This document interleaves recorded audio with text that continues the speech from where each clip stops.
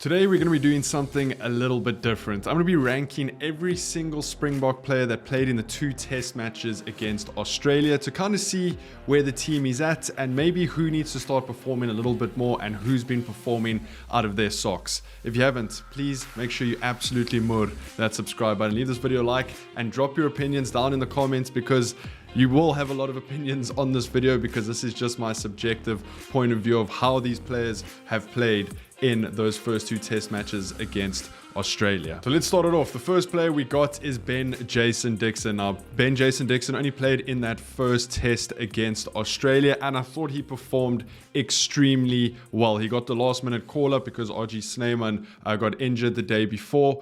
And then he had to step up and play for the Springboks, completely change his mindset, and he performed absolutely out of his skin. Unfortunately, he didn't get a call up for that second test against Australia, but I do think he'll be back for the New Zealand test. So for me, I'm going to put Ben Jason Dixon in that 7 to 8 category. I think to get that 9 or 10 has to be a seriously good performance. 7 to 8 is A plus. 5 to 6 is sort of that mid-range, maybe a B or a C, and then 3 to 4 is D, E, and then a 1 to 2 is an F. And I don't know if anyone did get an F. We're going to go through all the players. Maybe 1 or 2 players did.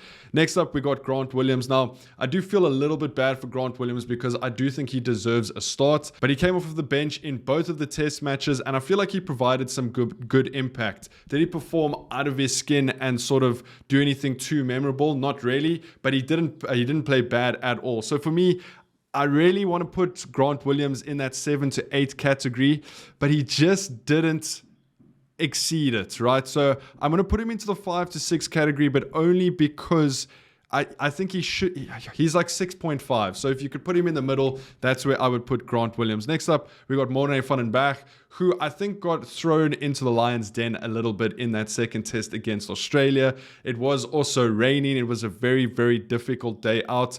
But let's not sugarcoat it. He didn't perform well, and I think that's why he's been dropped and not in the squad to face New Zealand. Add into that, Jaden Hendricks is back. So unfortunately, while it wasn't a 1 or 2 performance, Morne van den Berg is definitely going to go into that 3 to 4 category.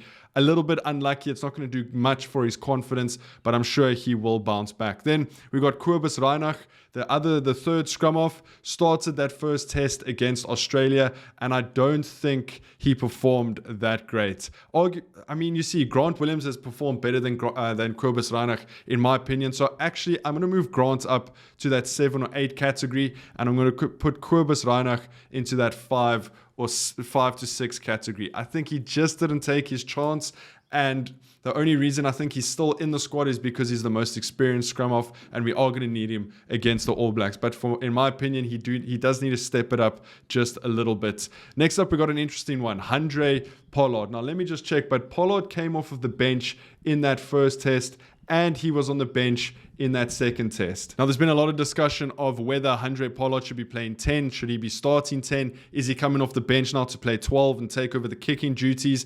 Well, I think he had an average performance, right? He did what he had to do. He performed his role perfectly. So I'm going to put him in that 5 to 6 category, but is probably ranked just a little bit higher than Kobus Reinach. He's probably more up to the 6 standard, where Kobus is probably at that 5 standard. So yeah, I think that's a good spot for Handré Pollard. Next up, we got Manie Libbok, and I think he's somewhat in the same category as Handré Pollard. Just didn't really get much of an opportunity. Came on in that second test. Didn't do much, but also didn't do anything too bad. So I'm going to put him in the same category as Handré Pollard and Kobus Reinach. While I think he might have performed a little bit better than Kobus Reinach, he is going to go into that category for me. Next up, we got Makazole Mapimpi, who started that second test, and I thought he had a phenomenal game, right?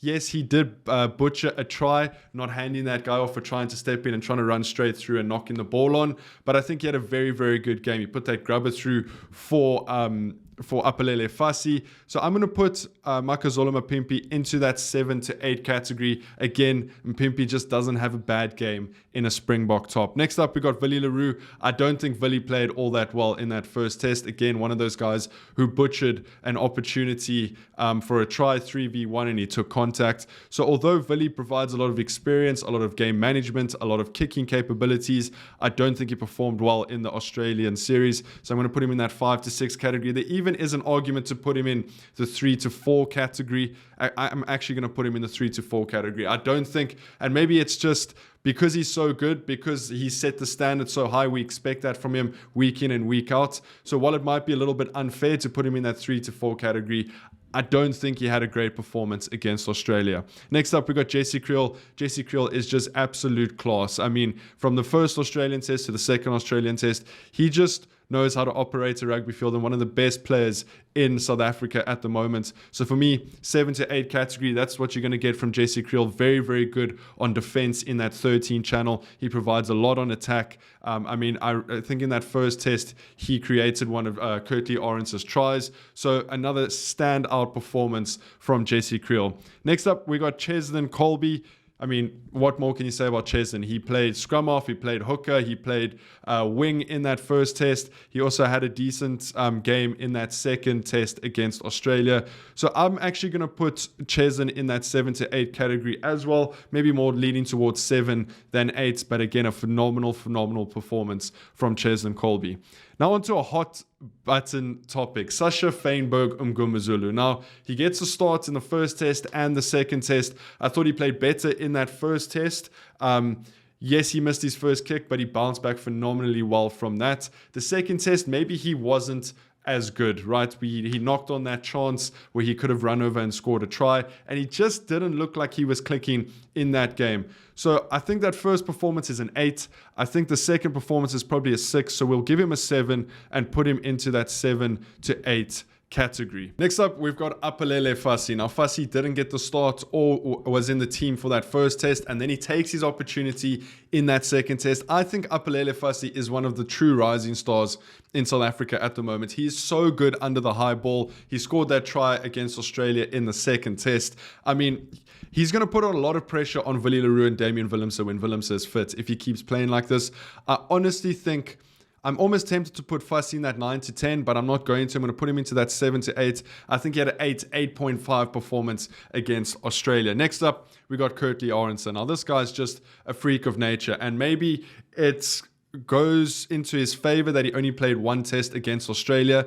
But in that first test, he scored, I think it was 2 tries. He scored from absolutely nowhere. He finished off. He's very good under the high ball. His defense is solid. So, I mean, on that one performance, Curtly Oranson is definitely a 9 at least. So he goes into that 9 to 10 bracket. Very, very good stuff from Curtly Oranson. Next up, we got Lukhanyo Lukhanyo was a little bit of a surprise package here, right? Comes into the second test against Australia, and he's playing the number 12 jersey because of the work he did against Portugal in that 12 and 13 channel when Andre Esterhuizen went off. We saw him create the try that Apalele Fassi ended up scoring, and Lukhanyo is just getting better and better the more game time he gets. So for me, Lukhanyo definitely goes into that 7 to 8 category. I thought he had a phenomenal performance. He adds so much depth to the 12 and 13 position now. And it's going to be very interesting to see who Rassie selects in that backline against the All Blacks. Next up, we got Jan-Hendrik Wessels. Now, Jan-Hendrik Wessels had a good game against Portugal, came into this Australian series, didn't play the first game, and then gets to start in the second game. I don't think he was great, right? If you look at what Ox and France did in that first test against Australia and absolutely decimated them, yes, it is difficult to bounce back and play a team a second time, but I don't think he stepped up as much as he could have. I don't think it was a terrible performance, but I am going to put him in that 5 to 6 category. Marco van Staden. Marco van Staden was absolutely phenomenal in that second test. He provided a lot of impact coming off in that first test. Yes, he did get that yellow card in the first test. But again, very, very solid performance from Marco van Staden. I'm going to put him in the 7 to 8 category. I think he's definitely pushing Sia for that 6 jersey at the moment. Now, yes, Sia is our captain, but you did see Marco van Staden start in that second game. So our depth is definitely growing in that loose forward position, and especially in that number 6 jersey. Damien de Allende. Now, Damien de Allende started the first test. He didn't start the second test because of Lukhanyo. But you know what you're going to get from Damien de Allende. I don't think he was phenomenal. I think he got the job done. And if I had to rate him, it'd probably be around a 6.5 to a 7. So I'm going to put him in the 5 to 6 category just because I think he can deliver a little bit more. Then Gerrit Steenkamp came off the bench in that first test against Australia, so it is a little bit difficult to judge Gerrit Steenkamp's performance because he only got a couple of minutes, didn't play in the second test. So on that, we can't really rate him that high. I don't think he did terribly. It's difficult to rate Gerrit Steenkamp just because he didn't get a lot of game time. I'm going to put him into that 3 to 4 category just because we didn't see enough of him. I'm not judging his performance, just that we didn't see enough of him. Archie Snyman, we can't really judge because he had a niggle and dropped out of that first team, and Ben Jason Dixon had to play 7. Peter Stev had to play 5. So I'm just going to put RG Snyman in the 1 to 2 category just because he didn't play. We can't judge him. So we're going to have to see what he does against New Zealand. Kwagga Smith made a lot of impact coming off the bench in that first test against Australia.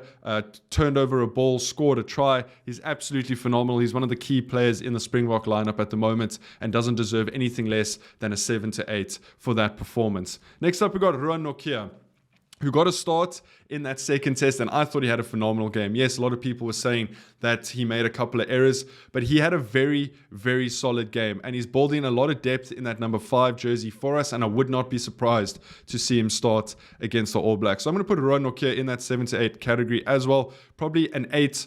He's probably closer to an 8 than a 7. Next up, we got Ox, Oxencho is one of the best props in the world at the moment. What him and Frans Malherbe did against Australia in that first test is nothing short of incredible. They then come off the bench in that second test and do more of the same. For me, Ox had a 9 to 10 performance. It's as simple as that. He absolutely dominated, and I'm very, very excited to see what he can do against the All Blacks. Next up, we got Salman Murat. Now, Murat is an interesting case, right? He doesn't start the first game. He doesn't even come off the bench in the first game. He then starts the second game, captains, gets a head knock in the 18th minute, and has to go off, and Eben Etzebeth comes on. So we're only judging him on 18 minutes. And again, I've been vocal about this. I'm not convinced about Salman Murat at the moment. As a player, as a leader, yes, 100%. But as a player, he just hasn't had the opportunities to prove himself. I'm going to put him in that 3 to 4 category. Just because he only had 18 minutes, we didn't see much of Salman Murat. Next up, we got Bongi. Bongi, another very interesting case, right? Gets hooked after 30 minutes in that first test. They said it was tactical, then they said it was because of injury. And then in the second test, Johan Grobler starts and Malcolm Mark comes off of the bench. So a little bit of an interesting call. It's a tough one because I love Bongi so much, so it's hard not to be biased, but I'm going to put Bongi in that 3 to 4 category. I don't think he had great 30 minutes. Obviously, they saw something, and that's why they substituted him, and then he didn't play anything in that second test match. Then Malcolm Marx, on the other hand, was absolutely phenomenal for the Springboks. Came on after 30 minutes for the Springboks, dominated against Australia in that first test, and then scored 2 tries in that second test. Malcolm Marx gets a 9 to 10 category for me. Frans Malherbe, much of the same as Oxencho, absolutely decimated Australia. So France is also getting a 9 to 10 there for me. Ox and France definitely have to start against the All Blacks, and we need to dominate them in the scrums, and they've shown that they can do that. Next up, we got Ulrich Lowe.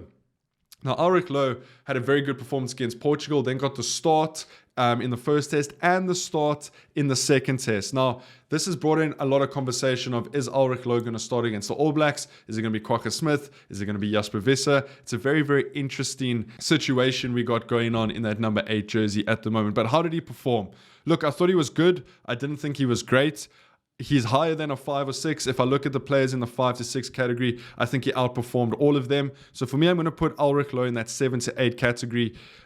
And I think he might be closer to a 7, but I would love to see him potentially get a start against the All Blacks at Ellis Park. Next up, we got Sia. Sia was, again, phenomenal. Great leader, was impactful in that first test, got the rest in the second test. I'm going to put Sia 7 to 8. Another very, very good performance from him. Next up, we got Vincent Koch, who came off of the bench in both games, and the bomb squad impacted the game very, very positively in both. So I'm going to put Vincent in that 7 to 8 category.